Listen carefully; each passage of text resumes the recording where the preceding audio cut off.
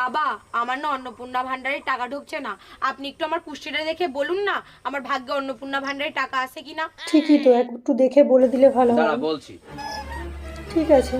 তোর বাড়িতে আজকে 10 কিলো চাল এসে, কথা কি ঠিক না বেঠিক? হ্যাঁ বাবা ঠিক। ঠিক। সাথে 15 কিলো আটা হয়েছে, কথা কি ঠিক না বেঠিক? হ্যাঁ বাবা ঠিক ঠিক। এটাও ঠিক। আর 5 লিটার সর্ষের তেল এসে, কথা কি ঠিক না বেঠিক?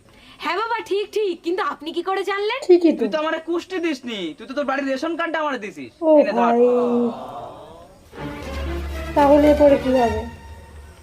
বাবা আমরা তো সবাই রেশন কার্ড নিয়ে এসেছি। আসলে অন্নপূর্ণা ভান্ডারের ফর্ম ফিল আপ চলছে তো, সেজন্য ভুল করে এটা নিয়ে এসেছি। ও ভাই, তাহলে আর কি, রেশন কার্ড দিয়ে তো আর ভাগ্য দেখা যাবে না। চলো আমরা বাড়ির দিকে ঠিকই তো।